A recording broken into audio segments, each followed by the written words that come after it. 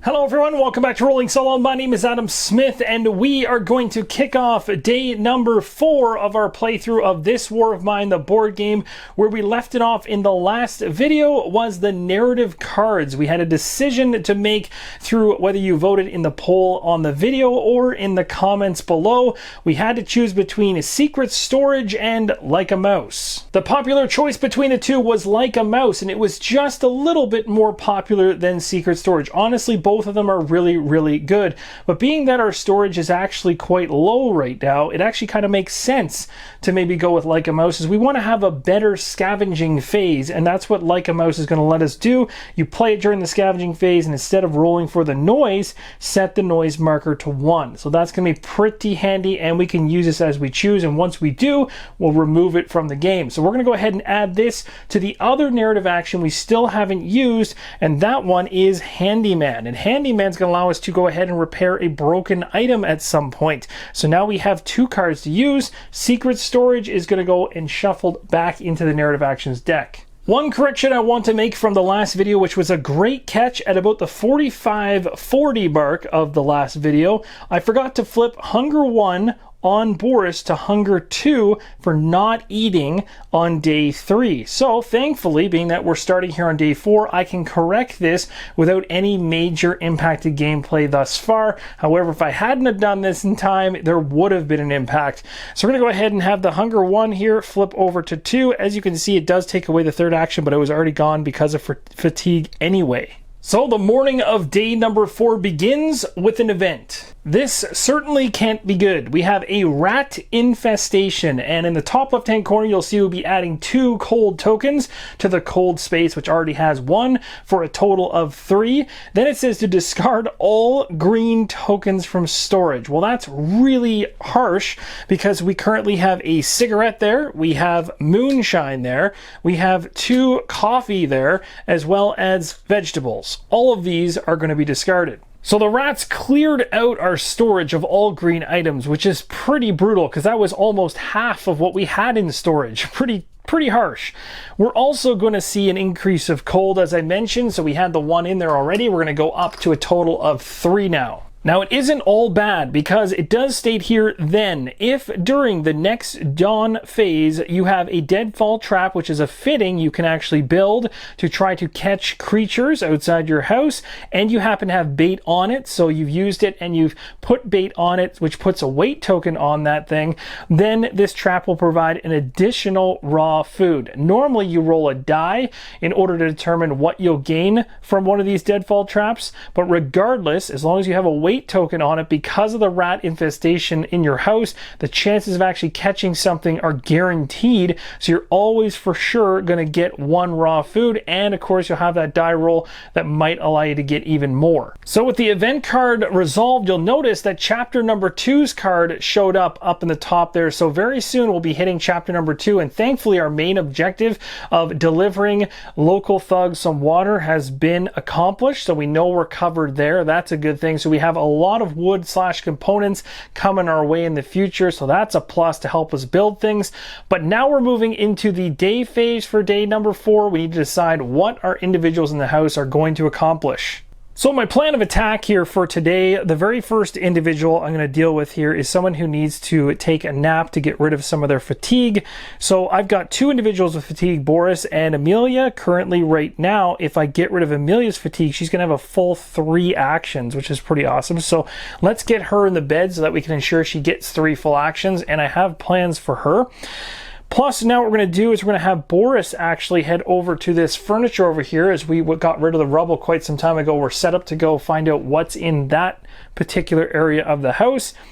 Last but not least, I'm going to actually go to the new idea spot for the very first time, as I want to make a focus of going after some new ideas of different fittings we can potentially go after in the near future. So Emilia is pretty straightforward. She's slept in the bed, which is going to remove her fatigue, and bam, just like that, we've got 3 actions available for her. Emilia has returned to the guard spawn, and now we're going to go ahead with Bruno. Bruno's going to go ahead and do a new idea. So he's going to think about some stuff that we can potentially do to make things better. Well, he feels so bad about a situation where he caused a fire and burned our simple heater down, and he's had so much time to reconstruct it and become used to how a simple heater works. He really wants to try to improve that simple heater in the future. So he's going to grab this card here called the Improve Simple Heater to Efficient Heater. So he's going to have to spend 2 mechanical parts, an electrical part, and 3 components to be able to do this. But this action right here doesn't let us actually just gain this card to use it immediately.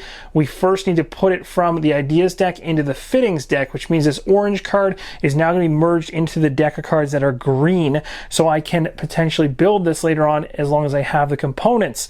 The next idea he's going to think about is this one right here. And this is a big one. It's called Build a Chair. Very simple. It's 1 component and 2 wood, but it states right down here, after crafting the chair, lower all characters' misery by 1.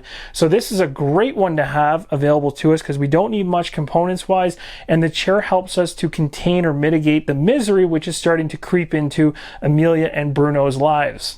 So Bruno will return back to the guard position, and lastly here we'll go with Boris. He is going to go ahead and discover, at least hope to discover, something good here at the furniture spot. Let's see what we've found. Oh, that's quite the haul, and look at that. We've got ourselves something really good. 1 meds, that's amazing because we have an illness. 1 herb, 1 mechanical part, 2 water, and a wood.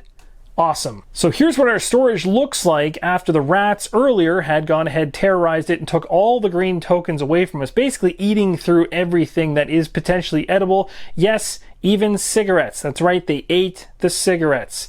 They couldn't even leave those for our characters who need them so badly. And after going through that furniture that we just found, this is what has now been added to our storage. We got some extra water. We have an additional mechanical part.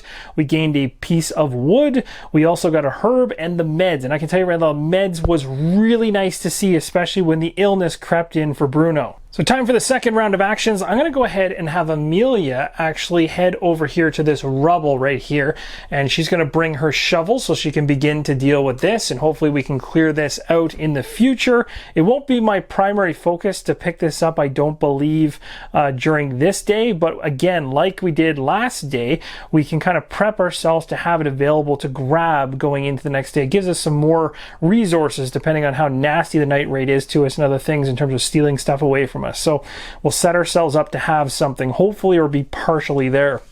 The next thing I'm going to go ahead and do is, now that I have a couple new ideas, I want to go ahead and place a new fitting, but I need to wait because I currently don't have the resources to either improve my simple heater. I'm actually short on the components by 2. So I can't make that. I have everything else I need. And then for the chair, I'm short by a single piece of wood. So I can't do any fittings that I want to actually do currently. I'm going to have to wait until the 3rd action to try to build it. And thankfully, Emilia has a 3rd action, so she can build it at the very end. So what we should do is just do some poking about to actually try and gain as much resources as we can during this turn. So we'll resolve Emilia's first because it's pretty straightforward. She's basically just going to flip this card over as she's dug through partially, at least some of the rubble. Now there's only remnants remaining. She'll go back to the guard position. And now we have some dice rolling to do for both of our male characters, Bruno and Boris here. Let's go ahead with a 10-sided die and see how we do. We'll start it off with Bruno. Bruno got a 2. That's a really bad roll, Bruno. Come on, you can do a little better than that. He went ahead and found himself, let's say, a piece of wood. This will help us to build a chair. Actually, you know what? This is a tough one. Yeah, you know what? Let's go with the chair because based on how things are going here, if I build the efficient heater, I'm not going to be able to actually take away any cold this round. So I can work on the heater for next time. Let's work towards the chair because all I really need is just this one. I guarantee I can build that.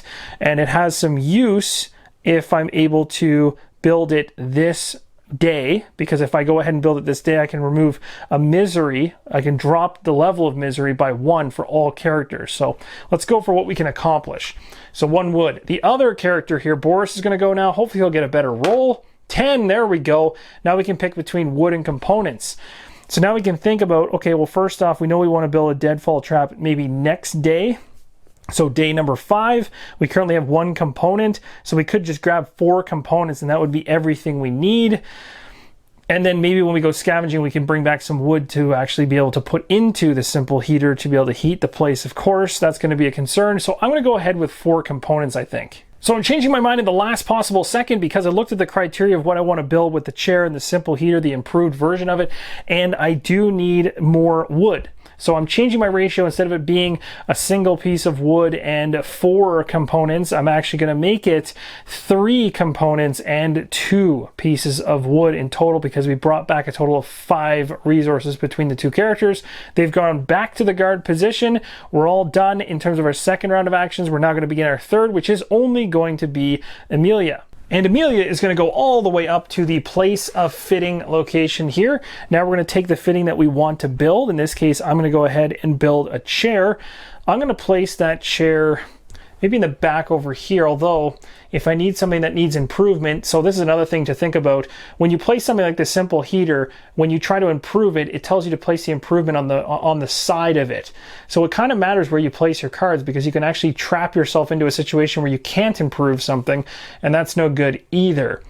So I really don't have tons of space, but I could put this all the way in the back over here in this furniture space, and that would leave me a spot to improve my heater later on. So we'll go ahead and build the chair way over here in the corner. And of course, you have to have the components in the given round in order to put this together, and you can't use components from the round you're currently in terms of actions to build it. So I've got what I need. It's sitting over there right now. And it's extremely easy to go ahead right now and resolve this. We're just going to take the resources that we have here. We're going to remove them from play, and we're going to flip this over. We have now gone ahead and built a chair. And as it says on the front of the card, all misery, at least all characters that have misery, are going to reduce it by 1. So there is certainly some strategy in when you build the chair, because you can actually use it to your advantage to get rid of as much misery across the board as you can. I don't want to wait too long though, because misery can really creep up on you quite quickly, and you can easily go from a 1 misery to a 3 misery, and you're knocking on the doorstep of potentially losing it. So what I'm going to do is get rid of the misery off Bruno right away, and the misery off Emilia. So thankfully they're no longer miserable. Boris was never miserable to begin with. So our chair is all built, and honestly, this is a great mitigation tool against misery, although there is a gamble, but you can actually increase your odds of succeeding at this by having a book. Very thematic, that you not only can sit down to try to reduce your misery, but also by reading a book that will help you with your misery. So you can see here, for an action, you can have a character sit there. Only 1 character can be at the chair. It says to roll the black die. If you get a result between 6 and 10, so 6, 7, 8, 9, 10, you can go ahead and lower the misery of the character placed here by 1. Great. For each book in storage, you can add 2 to the roll. So that's going to increase your odds and make it much better chance of actually succeeding. So now, if you land a 4 through to a 10, you are succeeding in reducing your misery by 1. We've now moved into dusk, and we can choose to drink water, which I certainly will do. I have 5 in storage, so I'm going to go ahead right now and remove 3 water from storage in order for all my characters to be able to go ahead and drink, to avoid any type of nasty occurrences happening for them. Next up, we're going to move into food. This is where things get a little bit dicey because, well, we don't have any. We kind of had a problem with the food situation. We had a rat infestation. This gets a little bit dicey here with Boris, because he is going to tip up to a level that we haven't seen yet on the hunger side of things, and it's certainly going to be a focus for us. So we're going to go ahead here and remove this hunger right here, placing this one right here. Now, one thing to note, one thing I know I have in my back pocket to help mitigate this from tripping from a 3 to a 4 in the future, is the fact that Bruno right here has a really cool ability on his card that says you may sacrifice one of Bruno's actions during the day to roll black die. Result 6 to 10, you can add a vegetable to storage. A vegetable will prevent any movement on the hunger. So I could have done it for this given day, but I had the goal of trying to rid away those miseries before they become a real big problem.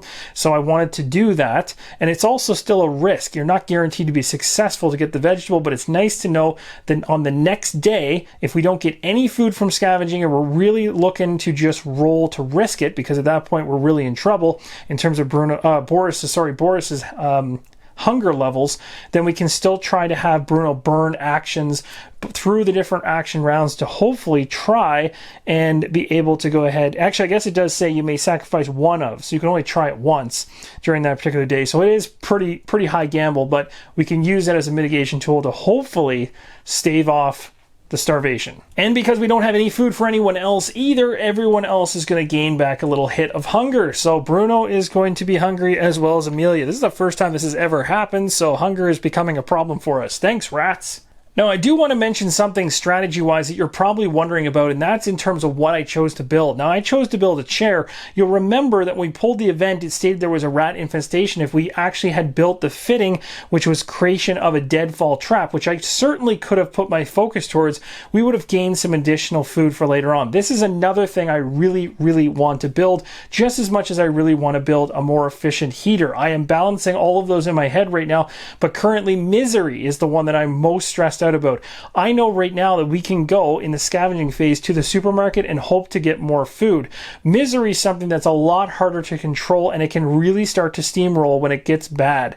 So I really wanted to have that chair set so we can start trying to deal with misery and always have it be manageable. So it is a risk that I went with that versus going for the gain I would have gotten by building a deadfall trap and gaining additional food for the next day. The evening has come. Now we need to decide what we want to do with our characters. Are we sleeping in the bed, sleeping on the floor, guarding the door, or heading out to scavenge? I can tell you right now, we really do need to scavenge, and it's hilarious because I've played this game many times. I have not seen the locations stick as permanently as they have in this playthrough. You might think that this is the norm. It is certainly not. Usually these things from the fate cards cycle more often, and we don't have to revisit the same location. But to be honest, the supermarket's actually a great location for food, so I'm really thankful it hasn't disappeared yet. The military outpost and the construction site are also really good, but my focus right now is my lack of food, which is going to become a problem. Plus, there's a lot of really great special findings there. You can find things like coffee and cigarettes and vegetables, mechanical parts, all weapon parts, all the things that I need to manage a lot of the issues I have with my individuals who are addicted to either cigarettes or coffee or whatever.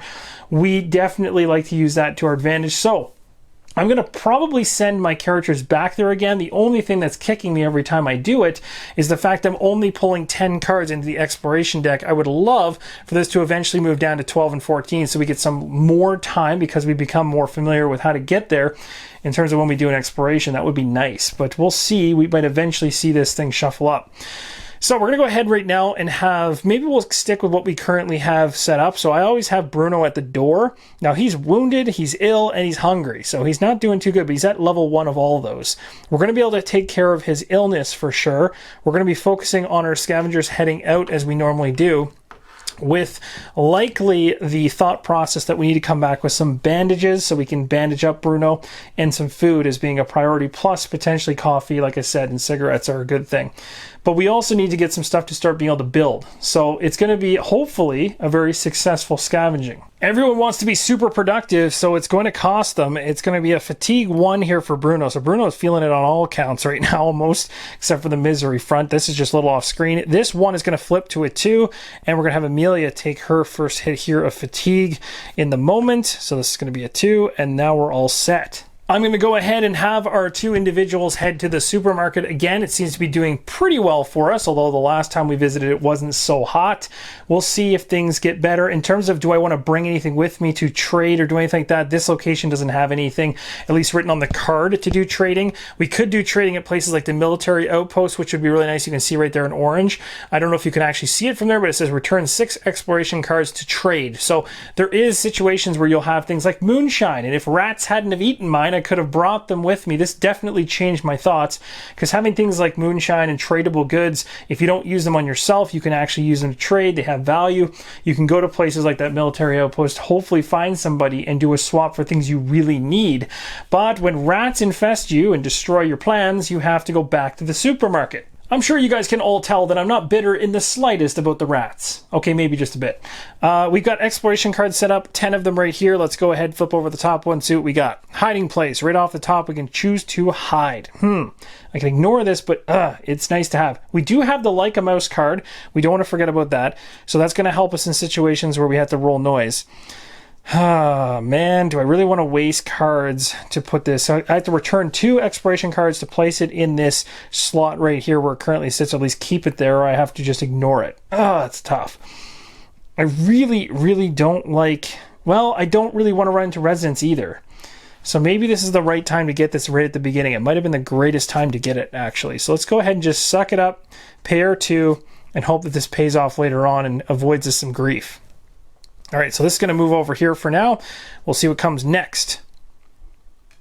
I think I saw something. Return as many exploration cards as you wish and roll the black die. Add the number of the return exploration cards to the result. I guess it really was a great idea that I got that hiding place then. So what I'm going to do is I'm not going to burn any exploration cards because I know I have the hiding place to save me if I roll poorly here. So I'm going to go ahead and roll. It says a result 1 through 5, draw and resolve resonance card. Well, if that happens, I can just use the hiding place to stop that from happening. Now, again, I could use like a mouse right now because, well, is it making me do a noise roll? No, it's not. It's not specifically a noise roll. It just says roll the black die.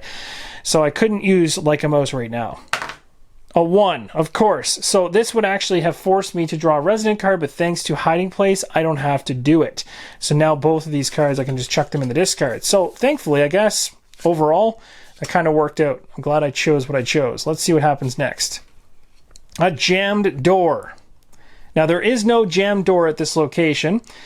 So it says right here, if there is no jammed door, discard this card and draw a new card from the exploration deck. So we're going to go ahead and discard this card, put it over here, and because there isn't a jammed door at the location, we get to pull one from over here, so we don't waste any additional time.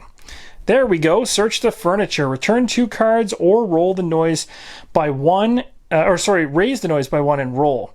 So I could use, because I'm rolling for noise here, I could use like a mouse. But that's silly. I might as well take the gamble, bump my noise up to a 2 and roll and just kind of risk it. Maybe a little bit after that, when things increase, I'll use like a mouse. Okay, that backfired majorly on me, and I did get hit. Wow, I did not expect that to happen. Unreal. So, guess that did not go well. So the noise did trigger. So we have to resolve the noise first. This is going to be stressful. We're going to go to the Resonance deck and find out what we get here. Oh, it's a reality impact. That's fun. So this one says draw a card from the colors deck to determine the color of the script. The color of the script is going to be green. Then it says to reveal the top card of the Resonance deck and check the number with that color on it. So where's the green number? It is a 591. And then this Hobos card we just pulled for the number, we're going to shuffle it back into the Resonance deck. Shh, quiet. We're not alone here, says a voice in the darkness. In a dark corner of the room, a skinny man leans against the wall. He's using a knife to carve a hole in a piece of wood. You're making too much noise. We talk for a bit. He's from around here. This is his place. He lazily tells us about this building and the next, and then about the street itself. Then we leave him in peace and get out of there. Hopefully a little smarter from the conversation. Peek under the top card in the Residence deck. Well, that was a pretty useful conversation. Probably one of the only ones I've had in a long time with this War of Mine. Let's go ahead and flip this over and see what it is. So he gave us some advanced knowledge about some civilians. So I'm going to go ahead and read this. It says, it turns out that there are miserable looking people hiding in here, mostly the elderly, women, and children. Place this card on the exploration slot until you leave this location. Whenever you take anything from an exploration card marked as private, which is the banner in red in the top left-hand corner, roll the black die and compare the result with the empathy of each character present. So basically, your misery is going to increase if you hit a result equal to or less than the character's empathy.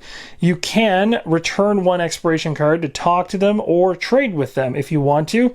So that's interesting. Again, this doesn't trigger right now. He's just giving us information, so we now know what's on top of the Resonance deck, so we don't have to be as fearful as if we happen to crank the noise up too high here. So in other words, we might be able to keep our Like a Mouse card if we want to. The only thing is, if we get any more of these types of cards like Search the Furniture with a private result, if we decide to actually rummage through something like that, there's going to be a negative impact to us on misery side of things if things go south.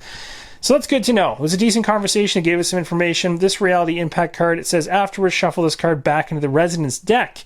So this is actually going to go back in right away. So that's pretty easy. I'll just go ahead and shuffle this in. Now, that's kind of an interesting one. So what I'm going to do, because of the way that worked out, is technically the card that we just found out about, I should leave on top, because otherwise the whole purpose of this would make no sense.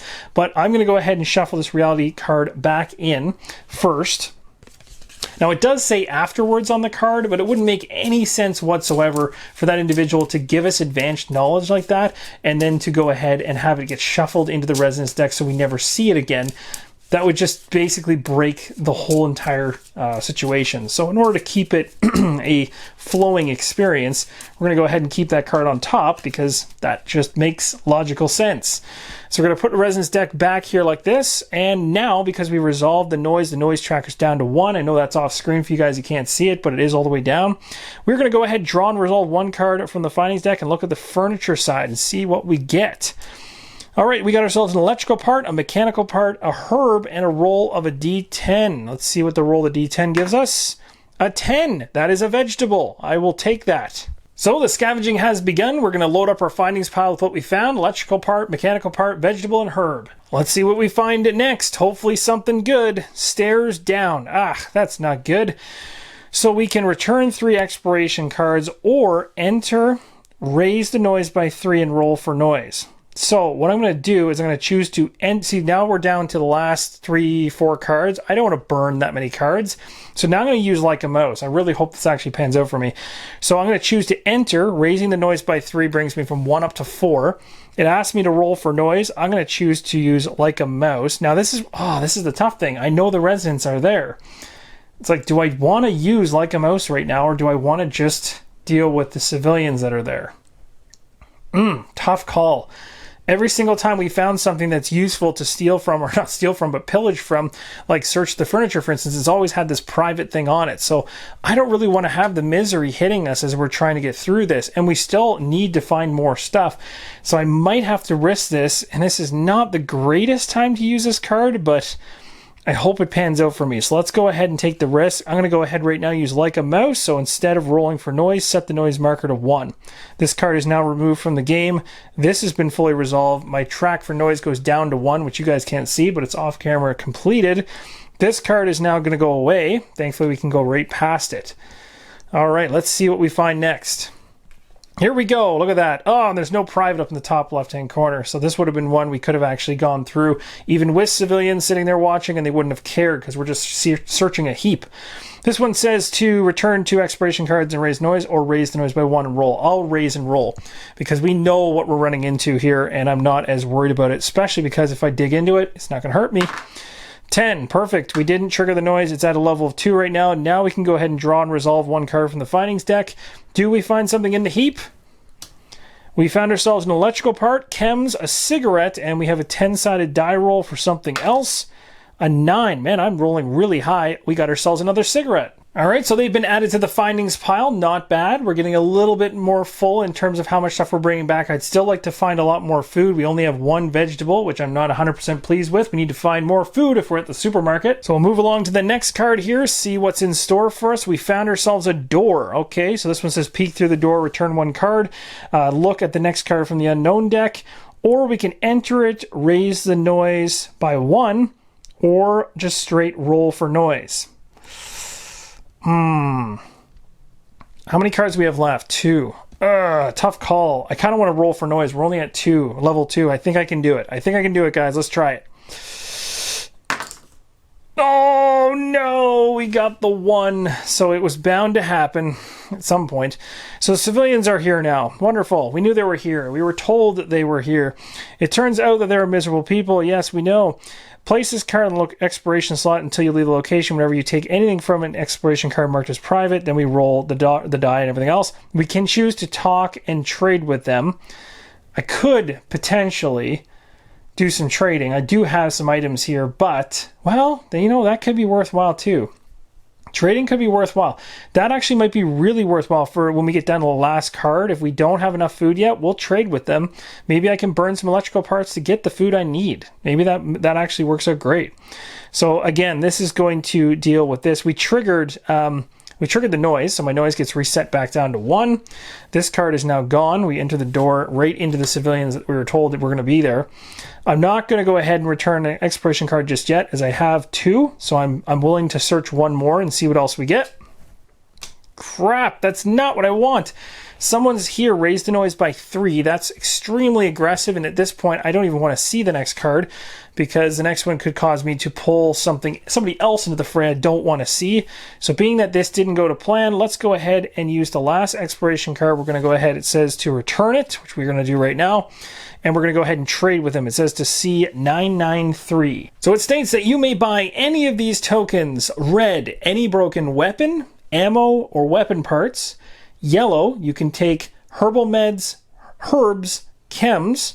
For gray items, you can take books, mechanical parts, electrical parts, saw blades, and shovels. Green, you can take coffee, sugar, cigarettes, and moonshine. I don't see, nor did I hear anything to do with any food there. So that's really unfortunate. And it looks like I'm going to be using Bruno in the next day to try and give up actions, or at least one action, to try to get some more vegetables, because it appears like we're in a little bit of a problem here. Now, no one's going to die per se, but we do have Boris, who at least can use the vegetables we brought back to keep him from going over the edge. But now I need to determine what I'm going to do trade-wise. One thing to note is the commission rate is 0, so that means I don't have to go into my findings pile and burn anything in there to meet that commission rate, which is essentially just the cost of doing business. So now it really hinges on what do I actually want to trade. Well, I want my cigarettes. The chems are actually really good for when we happen to get a deadfall trap in the future. I want to keep that. Mechanical parts and electrical parts are great for building things. So I don't necessarily want to turf that, but I might need to get rid of maybe one electrical part so I have some value here. The values for trade are up there in the top left or right hand corner, I guess, on this one. It's a yellow, basically, icon. So sometimes it's underneath, sometimes it's above. The herb's worth 1. I'd be fine with getting rid of the herb, and the electrical part, that's 4. Now, I can't get any food out of this, but is there anything else I can potentially get? Well, I know that I can actually use my handyman card, which I've had sitting for a while. And it does say right here, automatically exchange a broken item for its fully functional equivalent without using any resources or tokens. So I could take and basically go after a broken weapon and then be able to completely create a working weapon. I can also get ammo from these individuals. So I could basically go from having nothing in terms of weapons to actually having a gun, which could be really useful. So I'm going to go take a look here at my red ones, and I have to find ones that are actually broken first. Now, the script does say that it can be any broken weapon. So I could take a broken shotgun, a broken assault rifle, a broken pistol. The only thing is I want to think about, first off, trade value and how much I'm going to have to trade to get it. So as you can see right now, a broken pistol is only 5. I got 4 right here between the herb and the electrical part. So I could give away a cigarette or maybe the chem, knowing that cigarettes are actually quite valuable for my characters. Probably makes sense to maybe get rid of the chem and do a trade for the pistol, or I could push to try to get the assault rifle. Well, what's the difference between the pistol and the assault rifle? Pistol's going to burn ammo on you, and with the assault rifle, the interesting thing is you're basically going to go ahead, if you want, you can choose to burn 2 ammo in order to actually make 2 shots versus the normal 1. So that can be really, really useful, especially if you're outnumbered. So it's more about kind of managing numbers against you. So I think what I'm going to do is I'm going to stick with the pistol for now and not get too greedy because I don't want to lose too much.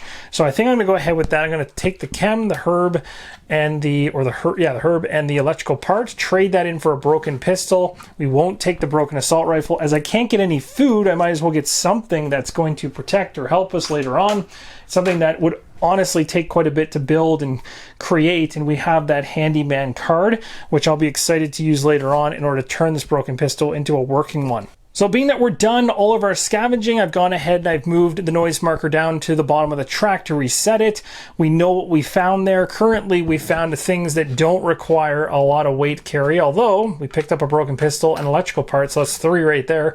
Nothing for these ones. So we currently have the ability with one of our characters, and that character being Emilia, with inventory of 3 to carry all these 3. And this is free, so we have all of Boris's inventory to fill up with whatever else we want, whether it be wood, components, or water. I have 2 water right now, so I definitely know one of them I want to be water. So I decided to go ahead with 5 components. We'll add those to the findings pile, and now we're all set and ready to return in the future. Just before we move into the night raid, I'm going to go ahead and risk it and roll the rubble die. I want to see what's going to happen, so let's see how this pans out. Oof, that's really small. So we landed on, it looks like a G. All right, what is the G going to do to us? Findings. Draw and resolve one findings card, pantry, furniture, heap. No way. It's all three of them? That's incredible. I don't think I've ever landed that before. What are the chances of hitting that? That's pretty minor. I think I landed on the D side of the die. That is crazy.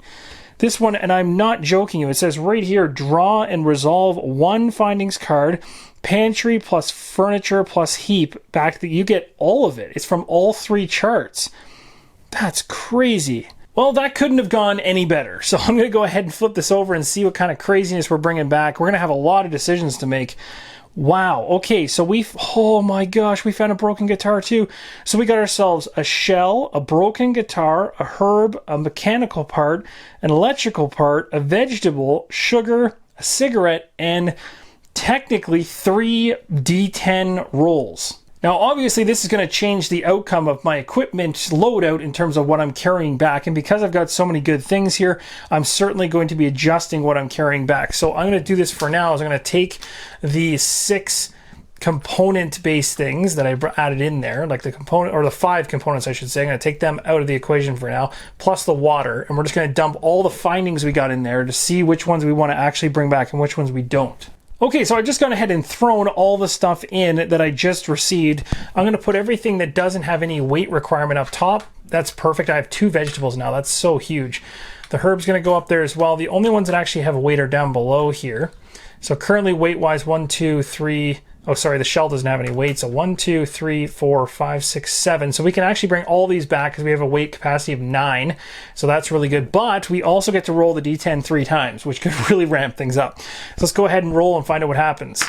First one is a 7, so we got ourselves 100% alcohol. Now this is really good because look at the trade value on that. So if we go to another place later on, trade value of 10, that is huge. And we can also use it ourselves. Let's go ahead and roll this and see what we get for the second one. A 1, nothing. Ugh, that didn't pan out. The third one, a 3, nothing. Oh, that was terrible luck, but we did get 1 decent roll there. So overall, pretty good. And again, like I said, I have 2 spare capacity in terms of weight. So 1, 2, 3, 4, 5, 6, 7. I'm going to go ahead and put 1 component in and the 1 water, and that is going to have us result, or at least resolving everything to do with scavenging, including the rubble die, which turned out great for us.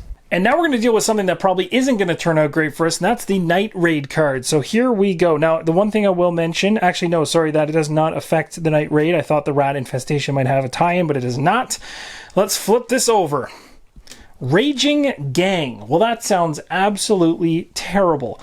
So this one says damage any 8 tokens. That's a lot of tokens, starting with the most expensive ones. Oh my gosh. So this is a really bad card. We got 8 damage worth of tokens to deal with, plus 5 wounds coming at us. That is enough to single-handedly kill Bruno.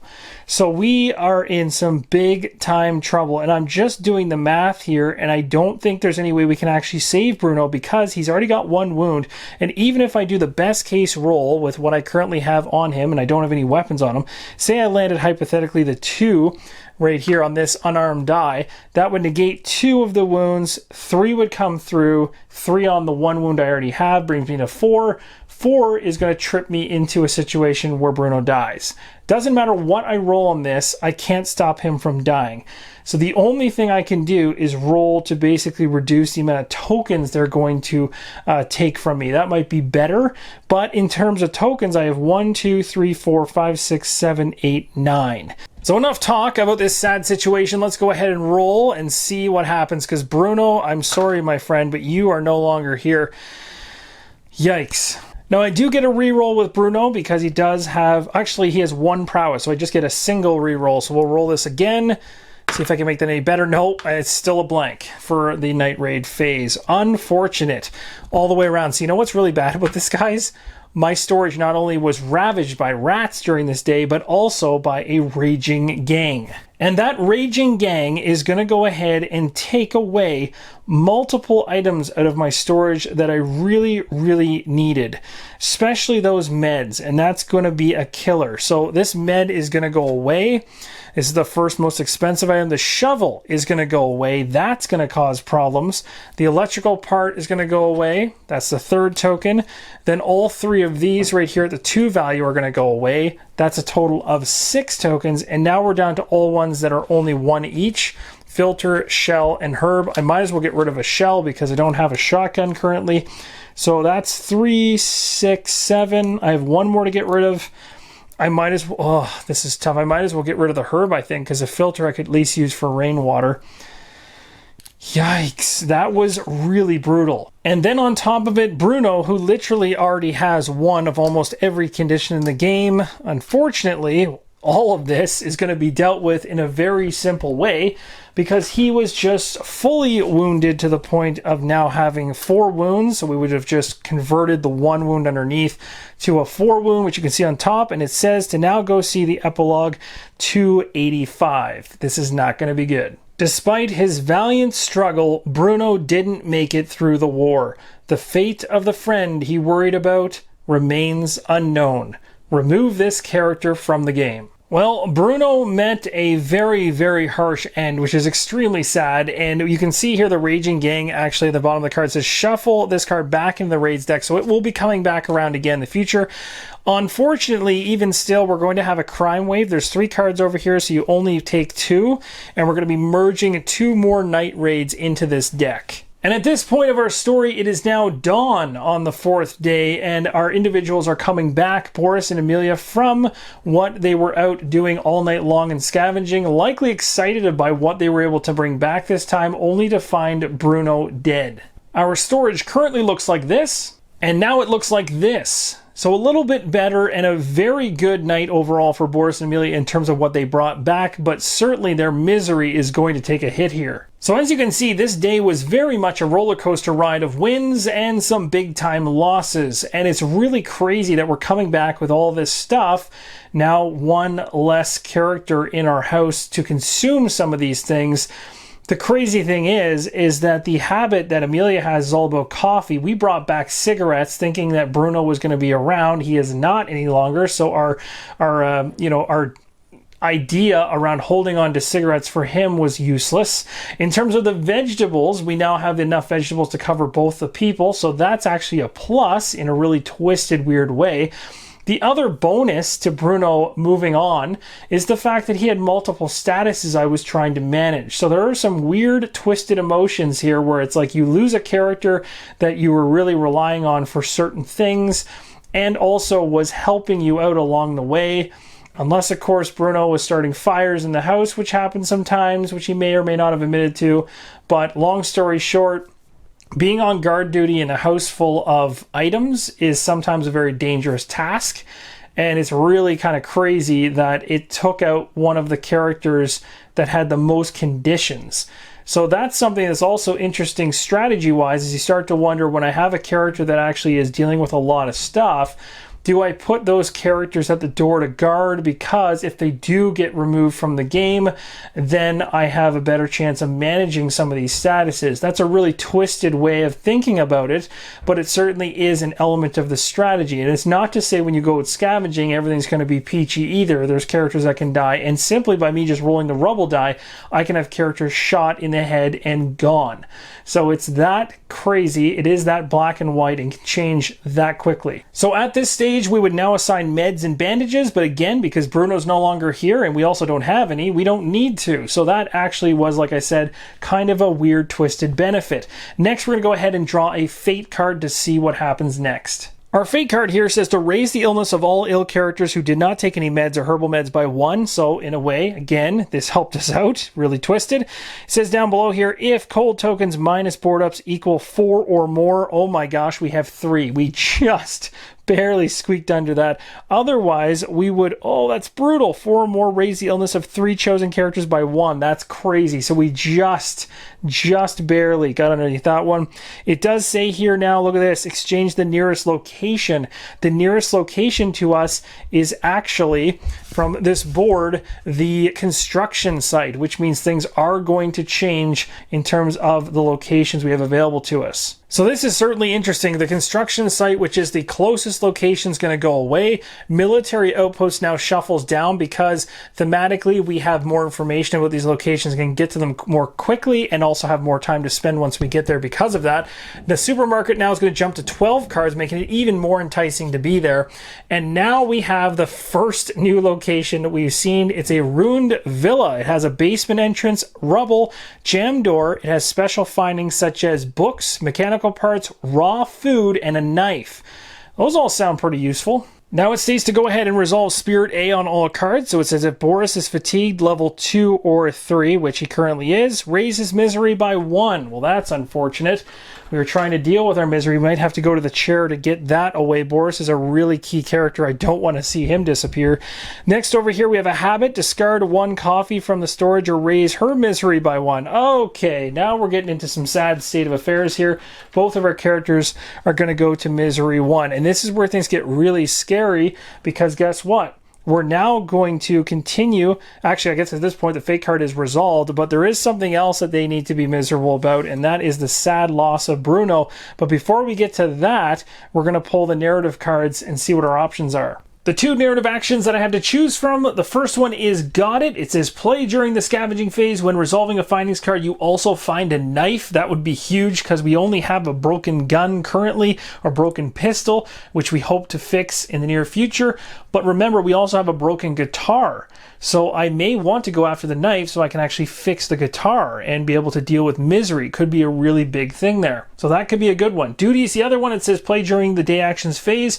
Raise 1 chosen character's fatigue by 1 to automatically remove 1 rubble / rubble remnants card. Now you'd want to go after the rubble card because that one's more annoying in terms of having to deal with it twice over. So that's pretty good without losing an action. So it does say to automatically remove 1 rubble or rubble remnants card. So as I mentioned, the rubble side would be the one you want to go after. Currently, the only rubble I have available to me right now is behind a closed door. I have rubble remnants available, but I'm already just 1 action away from getting in there. So yes, it's a benefit to me for sure, but I got a funny feeling that the knife is what I should go with here. Yes, indeed. It has been decided I'm going to go with the knife. I'm thinking that I'm going to go ahead and fix the guitar more so than the pistol for now at least, and having an extra weapon, even if I don't fix the guitar and I want to fix the gun instead, that gives me 2 weapons to use. So at this point, I'm able to, if I would like, to actually go ahead and consume some alcohol or moonshine in order to adjust my misery levels. Now, I have thought about this, knowing full well that we're going to have to deal with at the end of the dawn phase coming up next with the fact that Bruno died and the fact that these characters are very sad. Now, just so you're aware of what's going to happen here at the end of the dawn phase is whenever there is a death, there's going to be an increase to misery by 2 for all other characters. Meaning we are going to jump from misery 1 to misery 3, putting us on the cusp of something really bad happening. All it would take for Emilia to go over is just not having coffee, which we currently don't have. And Boris in the same boat. His habit is cigarettes. Thankfully, though, we have cigarettes inside of the storage area right now. Now, I might have stated earlier on that Bruno needed cigarettes, but they both did. It was something I was gathering for both of them, and that was something I was constantly balancing essentially throughout this playthrough, which was quite fun. But now all the cigarettes I currently have, which is 3 of them, can go to Boris to keep that 4th misery from triggering. But as we know, the game has other ways of throwing misery at you, so we got to be really careful. And that chair we built is hopefully going to help us. I really wish I had a book right now, because a book would certainly increase the chances of our misery going down when we sit in the chair. But regardless, we're here in the dawn phase, and I have to decide with the 100% alcohol that I picked up and a trade value of 10, which is extremely high. The thing that I'm trying to balance in my mind is, do I take this out with me in a future scavenge in order to trade for things that I desperately need, like books or food or any of these types of things that I need to keep these conditions under control? Or do I have somebody drink one of these right now? The downside is drinking this alcohol would increase their fatigue level, but it would get rid of some of their misery. So that's a plus, but then it also starts impacting what actions and the amount of actions I can take going into the next day. So for that reason, I'm not going to drink alcohol, but I wanted to make mention of the fact that I could to try to mitigate some of this. I'm going to live on the razor's edge here because we're going to move into what's now talking about the death. And that death is specific to a death among us, among the individuals in this house. And it says at the end of the dawn phase, check if any character died or abandoned the group. So they don't even have to die, they just have to leave. If the answer is yes, you're going to roll the black die and compare the result with each character's empathy. On a result equal to or less than their empathy, raise their misery by 2. So at least it's not guaranteed, and I might have made it sound like it was, but that's just because I'm talking worst case scenario, which typically is the case in this particular game. So we're going to go ahead and roll the die up against the empathy level, which you can see here is actually quite high here for Boris and quite high here for Emilia. So let's go ahead and roll for each of our characters. Boris will be first, has an empathy level of 5. If we roll 5 or lower, we're going to be increasing his misery to 3. Fingers crossed here, I'll be rolling both of these back to back. Oh, we escaped it. Okay, so Boris is all right, but is Emilia going to be all right? Now, the good news is Boris was at most risk because his empathy was so high. It's also probably quite the trade-off there, and they do that on purpose because his prowess and his inventory is so great. He's a red character, he's very strong, so the empathy is there. With Emilia, she has empathy, but she doesn't have as strong other characteristics, so it's more of a balance there in terms of being a little lower, so the chances of us actually hitting this are lower, but famous last words.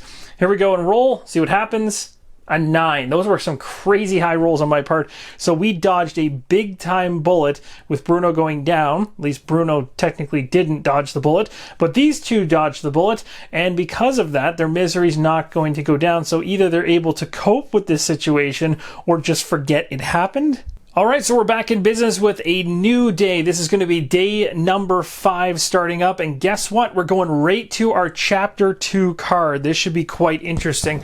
So I'm going to go ahead and just grab that right now. We'll place it down below and take a close-up look at it. Chapter 2, you have just finished the first chapter of the campaign. So that's a huge plus for all of us. We managed to get through the very first section of this campaign. Now, the next line states, add the Night Raid and Resonance cards that have not been used in the game with the red corner to their corresponding decks. You'll remember I had one more Night Raid card that wasn't shuffled in. So at this point, that card is going to get shuffled in. Then it says to resolve the top objective card, see the reward if you met the conditions or the penalty if you did not, and then remove that from the game. Great news is we were able to deliver water to the local thugs, so we successfully did that, and we're going to gain a reward from it. So this was the card or objective that we successfully completed. It says payoff, add 10 wood / which means ore, components to the storage. This is huge. So what I'm going to do right now is take a look through all my cards in terms of what I would like to try and build, because really it's going to be about trying to build some fittings here, although I do realize the fact that one of my characters is restricted to 1 action right now unless I get some sleep, so that's going to limit him, and that is Boris. Emilia has the ability to have 2 actions this round, but she could also sleep away her fatigue and then have 3. So we'll have some options here, potentially the ability to create maybe a couple fittings if we do things right. So this is what I currently have in storage, and after successfully delivering water to the local thugs, I've now added 8 pieces of wood and 2 components. And the last piece of the Chapter 2 card stated you can save the game at this point if you want, or if you want, continue onwards. And we certainly want to continue onwards into the next day, day number 5, which we're currently in. So we're going to flip the next event card as it specifies on the Chapter 2 card to do if we want to continue. So we'll flip this over, and oh no, this does not look good. So first it says add 3 cold tokens to the space. That's really bad because we already have 3. That's going to be a total of 6. So that's getting out of control. Food shortages is also going to be an issue. It says remove the following tokens from the box, not from your storage, into the waste bag. We're going to lose a canned food, 2 raw food, and 3 vegetables, meaning if we go to scavenge and get a whole bunch of food, we're going to run to a situation where if the token doesn't exist in the box, we can't have it. And if it wasn't already cold enough, it's now going to become even colder. We're going to have 6 total tokens in this pool now. Now, of course, moving from chapter to chapter opens up another objective, because remember, we just got the local thugs their water. So what is the next objective underneath? And remember, that was open knowledge. I could have looked at any point in time. It was face up in the objectives pile, but now's the time to certainly take a look at this. It's called staying fit. It says at the end of the chapter, all characters' hunger must be 0. So we can go as hungry as we want to. Of course, we don't want to go to 4, but we have to make sure we're at 0 for the end of the chapter. If we are, we have a clear mind and we can immediately draw 2 narrative action cards and keep both of them. That could be huge depending on what they are. Penalty is broken morale, we're going to be raising all characters' misery by 2. So that's horrible. So if we have any kind of situation where characters are at 2 misery, we could be putting ourselves at serious risk if we don't get the food stuff managed. What's really brutal is we just had that shortage of food card come out and hit us in that department in terms of how much food we can potentially find. So now we're going into the day actions phase here. I got to think about some things here. Do I want to step outside and risk pulling in a visitor? Now, what you'll see here on this outside space, if I choose to take it as an action, it states roll the black die first, and if a 1 is rolled, the character placed here is hit by a sniper bullet and suffers 2 wounds. So that's automatically going to throw a major wrench in every plan I possibly have. If somebody gets hit by a bullet, I don't even have bandages to afford someone to get that wounded and be bleeding out on me. And then it says to draw and resolve a visitor card, or if the number of characters in the group are 2 or less, which they currently are, search the visitor's deck for the first arrival card and resolve it. So that would basically help us to recruit someone back into the house to give us a helping hand. But there is that risk that whoever I step outside the door to find that individual could literally be shot. I don't know when to take that risk, to be completely honest. So right now, my biggest focus here for Boris, he only has 1 action going into this actions phase for the day, and I want to clear up his fatigue so he can have access to his second action. So I'm going to go ahead and put Boris in the bed to take a nap and get rid of his fatigue 2 level. That will then give us access to his second action. I'm going to have Emilia actually go up to the place of fitting location way up here in order to start building something. Now, I was dancing between building a workshop in order to build up the ability to board up holes, but I think that that's going to be a little bit further down the line than we would like, being that the cold has basically caught us off guard pretty heavily. I do have a simple heater and we have lots of wood, but the downside is that it's not very efficient. So I think it'd make a lot of sense, seeing as we actually went ahead and grabbed a card called Improve Simple Heater to Efficient Heater, a new fitting we can use, that I go ahead and do that. So I'm going to place this Improve Simple Heater to Efficient Heater card beside or adjacent to the Simple Heater, like this. We need to have 2 mechanical parts, which I certainly have, and I also have 1 electrical part. And I need 3 components in order to put this together. And that's about it. And as soon as I do this, which I'm going to activate this right now, because I'm going to go ahead with Emilia's turn. She is going to go ahead and build this. Now we have an efficient heater in the house. And if I'm here on the simple heater, I still make a fire here. But it says from now on, the simple heater uses 1 wood or book instead of 2. So I may have a lot of holes in my house, but at least I'm able to generate heat efficiently. That's a win, right? Boris's first action's pretty straightforward. He took a nap. He's going to remove his fatigue 2. Condition is gone, which gives him access to his second action, which is exactly what we're rolling into right now. So I'm going to go ahead at this point, meaning that Emilia has fatigue 1 and wants to get rid of it. I'll put her on the bed to take a nap. This will give her access to her third action. And then we're going to have Boris here go over to the simple heater, and he's going to obviously be using the efficient heater that it's now become in order to start getting rid of some of these crazy cold tokens. So I'm going to activate him first. And the great news is, like I said, we got tons of wood, and you can see it just a little bit off screen from that last chapter card, which worked out great. So now I can efficiently use 6 pieces of wood versus 12, which would have been insane, in order to get rid of every single cold token, which is definitely what I'm going to do to try to keep this thing under control. So 1, 2, 3, 4, 5, 6. So 6 pieces of wood out of my storage is going to leave me with a total of 3 left over. Ironically, I still have some. So here's the 6 being burnt up, but being done very efficiently. All 6 of these cold tokens are gone, so that certainly takes a lot of stress out of the equation.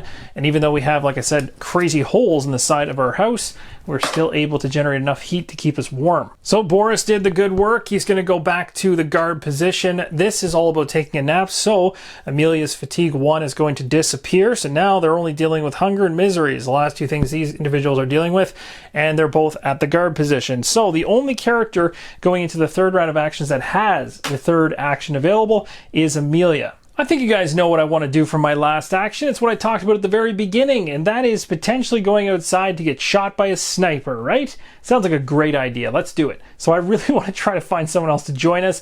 Hopefully, when I step out the door here with Emilia, she does not get shot, because that would be a really unfortunate turn of events. The other thing I want to make mention of is the fact that I have not used my narrative actions card yet for Handyman, which I could use at any time in the gameplay, and I'll show you guys the card again. This is the one that fixes things that are broken. Remember, I have a broken gun that I brought back, but the gun is useless unless I have ammo. So that's the reason why I'm not going to fix it, because why would I fix a gun that potentially in the night raid could be stolen from me, and then I burnt that card? So I'm going to be smart. They can't take the card from me, but they certainly can take a token off my shelf or take something from my house. So I'm going to use my handyman skills, keep those to myself instead of spending all that effort on fixing a broken pistol and have it nabbed. So long story short here, for Emilia, I'm going to step outside. So I'm going to risk it. I'm going to roll black die first. If a 1 is rolled, well, good times are happening. So here we go. Please don't happen. A 10. Okay, the total polar opposite. So if in my opinion, and you roll a 10 on that one, something really good should happen, but not the case. So it says here again, because the number of our characters in the group is 2 or less, we get to search the visitor's deck, not just basically pull from the top for the first arrival. So it does say you can't just take the whole deck and look through it and find a first arrival card, but basically search means you just keep going through the cards one by one until you hit one that says first arrival. So I'm going to grab the visitor's deck like this, and we're basically just going to flip them over one by one until I hit one that says first arrival.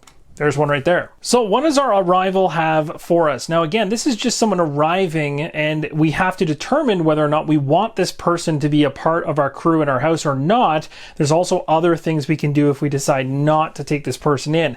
So it says a grim and silent stranger asks for shelter. If you decide to take this person in, you draw a card from the unused character's deck. Of course, that's going to determine what character it is. We're placing a level 3 misery though on them. That is really high. Now, yes, we have a way to mitigate that with our chair. We would basically just have her sit down, over and over and over again to resolve her misery. But the downside is I pulled this at the end of a day action phase. So basically, we're going into all kinds of situations that could cause misery that are out of my control, that could push her to 4. If she goes down, the misery of the rest of my crew could potentially go up. There's a lot of risk there. Now, if I had pulled this the beginning of my turn, which might have been a smarter move, and probably should have in hindsight, so I could have seen whether I wanted to add. So again, I think I might have stated at the beginning that it's kind of like you're stuck into taking this person in. That's not true. You just resolve the new arrival card. You can determine if you want them to be a part of your crew, or you can just say, forget it, you're way too much of a risk based on what's going on currently. I'm going to just go down to the bottom portion of the card that says, if you decide not to take the person in, you can buy any items they have on them. So this person has jewelry, has a hatchet, so we could purchase that straight off of them. But we can also go ahead and do some trading, and the commission's 0, so we don't have to lose anything to do a trade. Then we shuffle the card back in the visitor's deck. And to be completely honest with you, I don't really have a super big need right now for a hatchet. I plan to find a knife when I'm out there in the wilderness looking for stuff, scavenging, so I don't need jewelry either. I really don't want to take someone with a misery 3 at the tail end of a day action phase, as I mentioned, so I think we are going to not do any trading. We're not even going to acknowledge this person even showed up. We're closing the door on them and telling them to go away. The day phase is over. We're moving into dusk. We need to drink water and eat food. So I'm going to go ahead and remove 2 water from storage for both of my characters. And now we need to focus on their hunger. Now, I cannot have Boris go to 4. It's not going to happen. So I need him to eat. I'm going to have him eat a vegetable in order to prevent that. So it's not going to drop his hunger. It's just going to keep him from going completely into starvation mode. And then I'm also going to do the same for Emilia. Reason being, now I normally would keep this last vegetable for Boris later on in case we have a really bad scavenge and don't get any food. But with Emilia's actions at 3 right now, I'd like to keep her up on the high end of being able to do as much as possible during the day. So I'd like her to just get rid, or at least stop her, sorry, from moving up to hunger 2 and losing her 3rd action. So we'll spend both of the vegetables to keep them where they currently are at. And now we can move to the evening. Pretty much have both of my characters figured out. Emilia is going to stand guard because her inventory is only at 3, and I want to bring someone out that can carry a lot more back. So Boris is going to be the one going out. Both of them are going to gain a fatigue 1 condition each, which of course is going to impact their 3rd action as we've seen before. But it is worthwhile because we do need to gather some food. Now this is where things get tough because we've gone to the supermarket every single day through this playthrough so far, and everything inside of me is still tempted to go back to the supermarket. The reason being is it has so much stuff that can help us, and we know we need to keep Emilia's coffee in check. We also know full well that with Boris needing food, he really should focus at a supermarket in terms of the chance of finding either vegetables or finding some type of raw food or canned food. I could go to the villa, and I really want to at some point. I'm almost waiting for the military outpost to disappear so that these will cycle down further, and then the villa might be of interest. And I still could go there now because there is good things like raw food and a knife there and stuff, and a book, which could be good for misery. So there's good things there, but I still am tempted by the supermarket now that the card total has bumped to 12. So I think what I'm going to do is actually head back to the supermarket. This is the first time I've ever done a visit to the same location for this many days in a row ever. All right, here we go. We're going to be exploring at the supermarket. 12 cards in this deck, the unknown deck now. We'll see how this goes. I'm not carrying anything with me going into this because remember, we lost our shovel thanks to that gang that came into our place. Oh my gosh, right off the bat, we've got ourselves a noise trigger. That's fantastic. So our noise just went from 1 all the way up to 4. That's a bit aggressive. Okay, let's hope to not see any more of that, but that's going to be a serious problem. I really hope I find an I'm hiding card now. Oh, reality impact. Something unexpected has happened. Draw a card from the colors deck, determine the color of the script, then draw a card from the exploration deck and check the number of that color. So what color have we found? We have found gray. And gray, we're going with the top card off the exploration deck. The gray circle at the bottom states 302. Maybe we imagined it, but it looked like something fell out of the upstairs window. We approached the windows to check it out. There's a body of a man on the grass in front of the building. He must have fallen from the apartment right above us. Is the killer still up there? Okay, so there's essentially an apartment complex above this supermarket. Someone jumped off. Well, look, it appears that somebody has jumped off and died, but there could actually be someone upstairs that threw them off. So from what I can tell right now, we assume that there's a killer up there. It states there's 2 options we can pick from. We can go upstairs carefully to see who's there because we have no idea what we're going to run into, or we better get out of here. We get our things and move somewhere else as fast as we can. Ugh. That is a tough one. Now, I'm going into this with no weapons. So I think if someone got thrown off the balcony and was killed, I probably shouldn't push my luck and try to figure out who that is. Now, if I had a knife or any type of weapon, I'm actually extremely tempted to find out what's going on up there. But with just an unarmed die roll, that does not sound like a good idea. So I'm going to go ahead and say, let's go back to the game and ignore what just happened, minus the trauma we just experienced of seeing an individual fall. All right, moving right along to the next card in the deck here, we've got ourselves a closed door. It says if there is no closed door, actually there is a closed door here. It says you may resolve this card immediately or place it on the exploration slot and resolve it later instead of drawing a new exploration card. Now I can't pick the lock because I don't have a lockpick, but I can leave this here in the exploration slot, so we'll just do that. Come back to it if I can. Open space. Do we have an open space here? We do not. It says if there's no open space, discard this card and draw a new card from the exploration deck. So that's good. We don't waste any time. There's no open space. We come here, draw the top card. We got search the furniture. That's actually hilarious because that is the exact same card that I just had, and I promise you, I shuffled that into the deck. So I didn't just lay it on top, I promise. So that's pretty whacked that I got that right away. But it says return 2 exploration cards or raise the noise by 1 and roll for noise. Our noise is already at 4. Doesn't really sound like a good idea to be kind of toying around with the noise side of things at this point. We don't know what's going to come out of the Resonance deck. I might want to wait until I get it like a hidden card. So for now, let's go ahead and just pay up the 2 cards so we don't have to deal with that. And now at this point, we can go ahead and we can resolve one card from the findings deck, and it's the furniture chart. So let's see. Oh my gosh, a reality impact again. Draw a card from the colors deck to determine the color of the strip. And by strip, I mean script. And we can see right here, it is going to be green. All right, so what deck are we grabbing this green card from? Then check the number with that color on the rare findings chart. Oh, interesting. I guess what they mean by rare findings would be special findings. On the current location card, yes, they do. Check the number. Oh, that's right, because there's numbers on. Oh, there is a rare findings section. My apologies. Hasn't been referenced very often in this playthrough so far. I'll show you guys exactly what it looks like. So on the bottom of the location card here, you can see rare findings. So the green one, because the color green we chose, is 923. That's pretty far along in the script book. Not gonna lie, I'm a little terrified right now. It says the children's clothing department is the only section that's still well stocked. Who would want to wear the tiny colorful clothes? But what's this? In the dim light, we barely notice the grayish brown material of 2 hunting suits hanging right over our heads. The only things that make them stand out are the price tags and signs announcing sale. Camo like this would be very useful.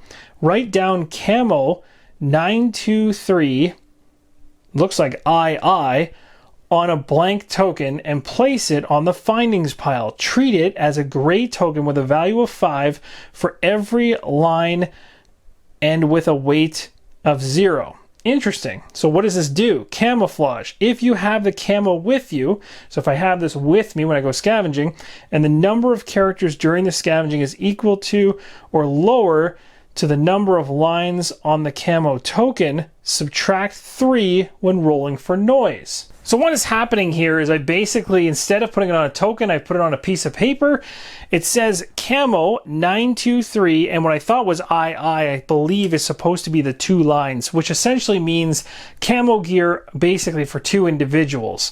So as long as I only ever take 2 individuals or less scavenging, then I have enough camo to be able to roll, knock off 3 from my noise roll, which is massive because it means even right now my noise at 4 is actually a 1, which is sweet. It's very good. So this is something that is tradable. It's worth 5, but it has no weight. I actually was going to put a 0 in for weight, but there's no point. I know this is very hard to see, but hopefully that explanation makes sense. Although as of right now, and even in the past, I've only ever scavenged with 2 people, so this should work out really well in terms of reducing the noise to almost nothing, meaning our scavenging going forward should become even easier, meaning we should definitely be doing it. So all that said, that was the end. Now it does say here afterwards, place this card under the current location card.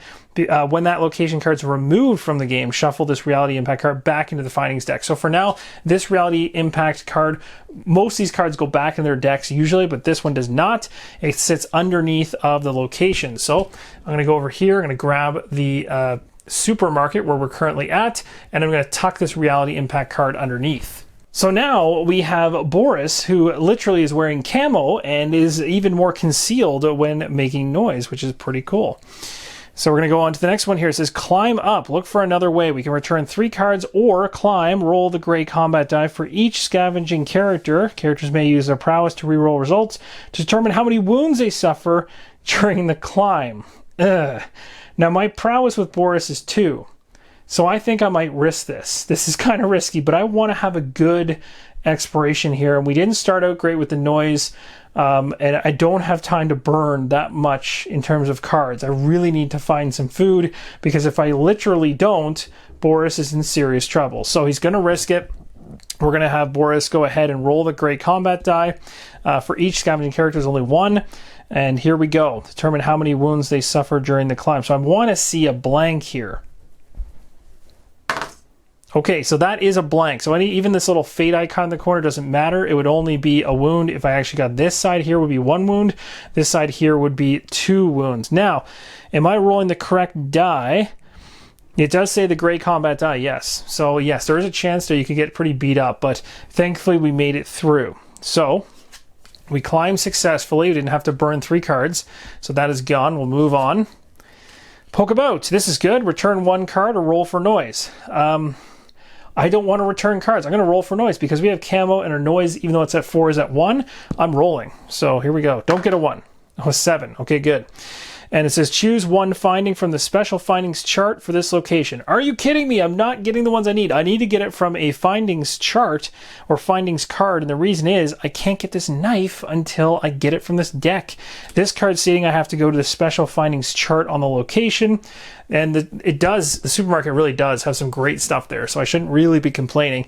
And it does allow me to grab things like, this is where it gets interesting. Do I go after something like a vegetable, or do I go after something that I know Emilia's misery is going to increase by not having, which is like coffee? Ugh, tough call. I need food, because if I don't get food, Boris is going to go into a bad situation. So let's get the vegetable and be smart. Don't want to have any more crazy jumps in misery across the board. So we'll take a vegetable as our finding there. And now we're going to go ahead and we'll discard this card. Now here's hoping this continues to go a little better, I hope. I think I saw something. That's not good. So return as many exploration cards as you wish and roll the black die. Add the number of return exploration cards to result. If you get a 1 through a 5, draw and resolve a residence card. Oh my gosh. So even having camo here is not going to help me because this is not a noise roll.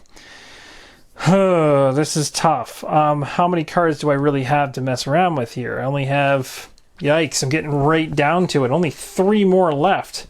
Not doing too good right now. Do I risk it?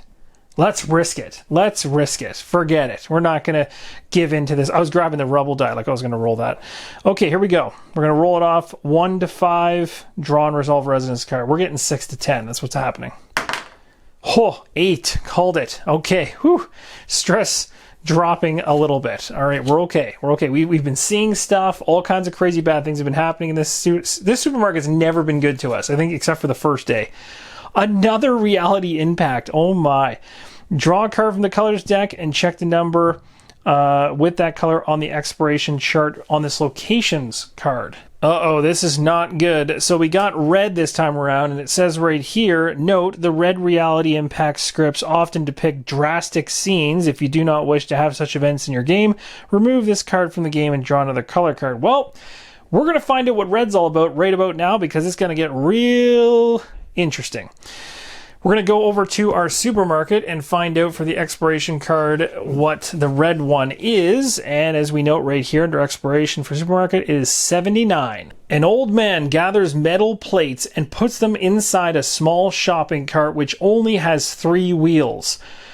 We've been watching him from some time. He collects junk and he looks like a bum. He's almost invisible. Finally, he's getting ready to leave, probably preparing to go back to his hidden lair. However, to our surprise, he disappears behind one of the cabinets leaning against the wall.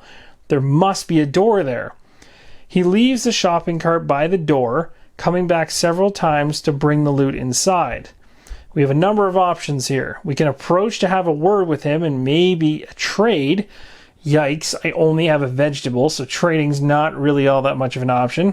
We can wait, maybe he'll go somewhere else, then we can have a look inside. We can return 4 exploration cards to do that option, and unfortunately, being that our time is running out, we only have 2 from my understanding here, so that option's off the table. We don't care for the old man and his junk. Rats. So both of these are not great options. So maybe what I'm going to do is let's approach him, have a word with him, and maybe a trade will happen. So let's do that. This man is completely insane. He's looking at us and doesn't even say a word. He goes inside, then comes out carrying his things. We see that what he has is only worthless junk. Each time we try to look inside his shelter, he gets angry. Finally, he disappears inside for good, covering the entrance with the cabinet. Now, we can go in, risking a fight with an aggressive madman, or we don't care for the old man and his junk. Oh, wow. Okay, this is really tough. So, I mean, he's obviously just hoarding a bunch of junk. My guess is maybe some components, like we're talking wood and, you know, the things we use to build things. It's not sounding like he has anything of value.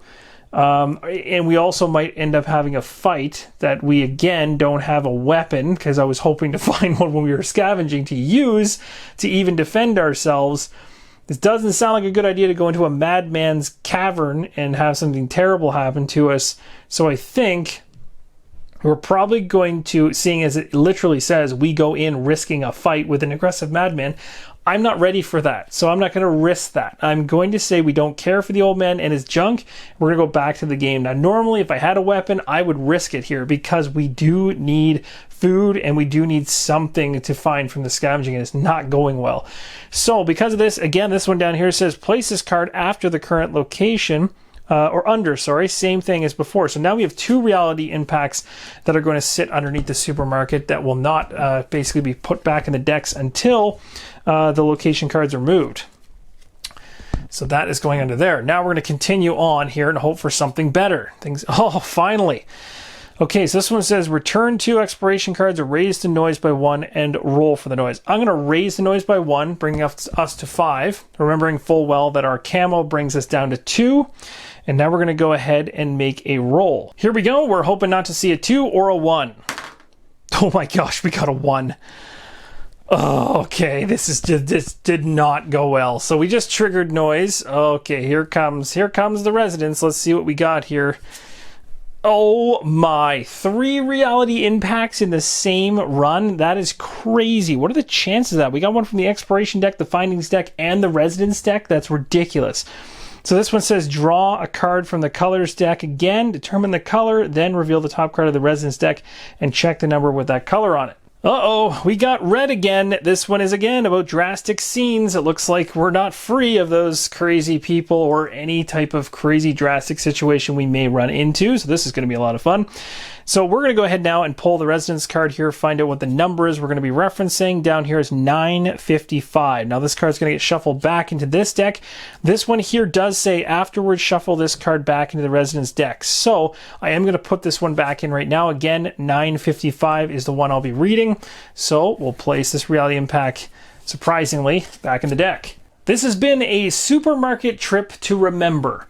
It says a boy in uniform runs into us from a side corridor. He's barely older than a child, 15 at most, and his army clothes hang off him as if they were on a pole.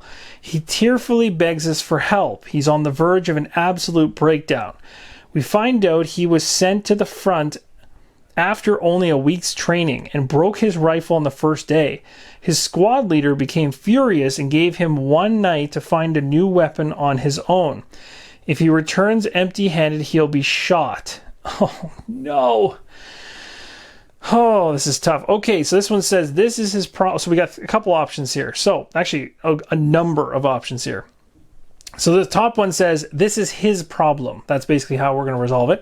It says, it's hard for us to find any compassion for him. It's true he's only a frightened boy, but we've already seen plenty of crimes ordered by men in uniform. So that's the first option. Second option is we try to persuade him to desert, explaining why he should take advantage of this opportunity and run away. We can give him one of our guns, discard any working firearm from the findings pile, and currently we don't have any in the findings pile. And it's not working, the one we do have, even in our storage at home.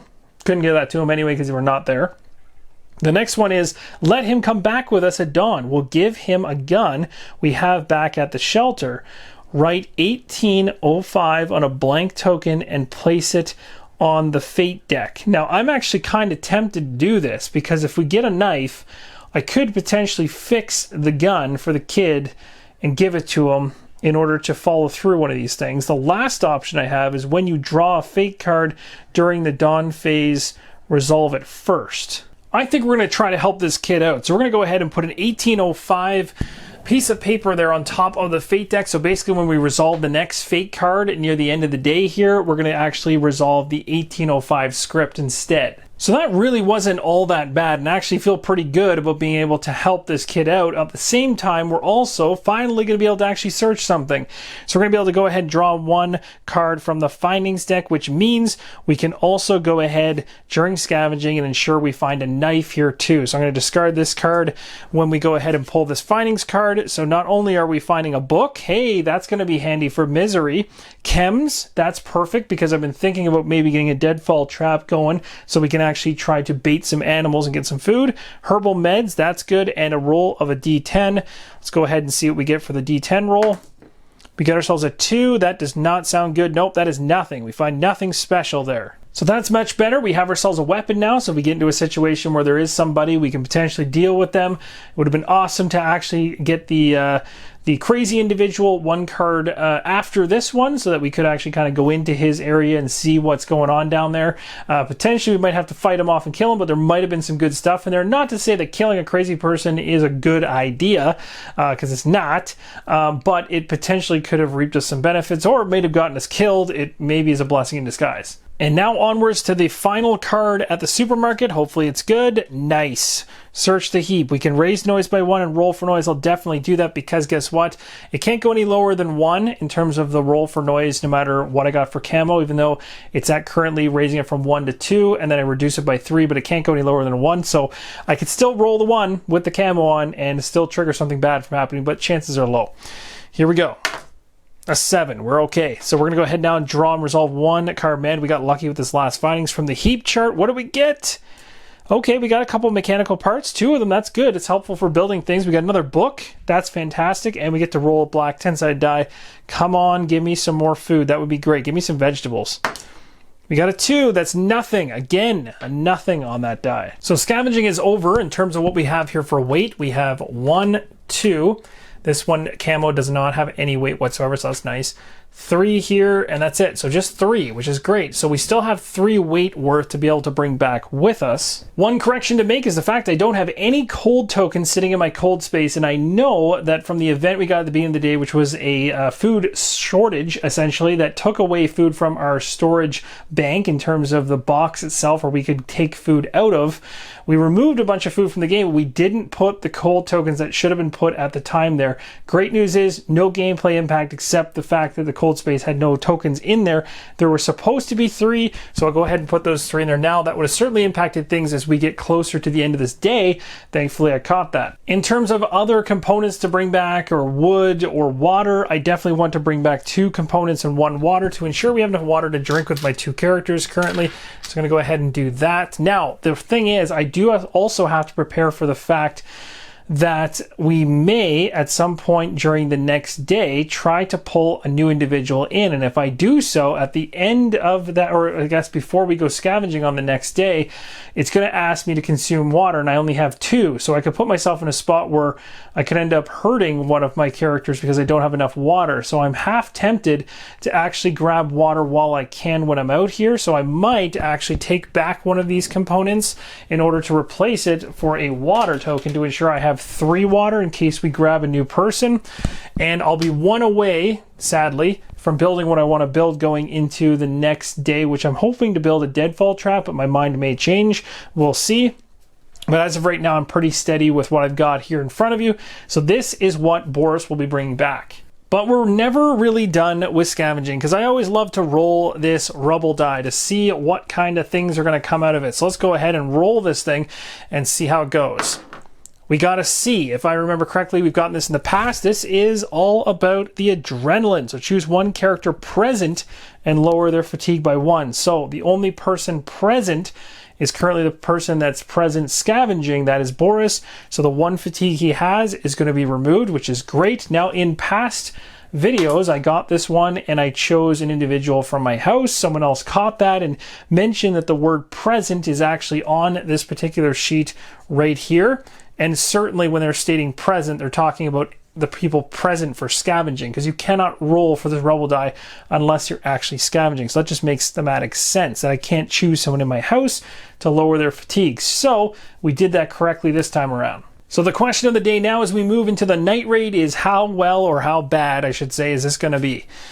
Looters. Oh, no. Okay, so first off, damage-wise, any 6 tokens or resources, starting with the most expensive ones. Classic, they're going to go after the ones... Oh, they're going to take my alcohol. That's really unfortunate. I was hoping that they would avoid that.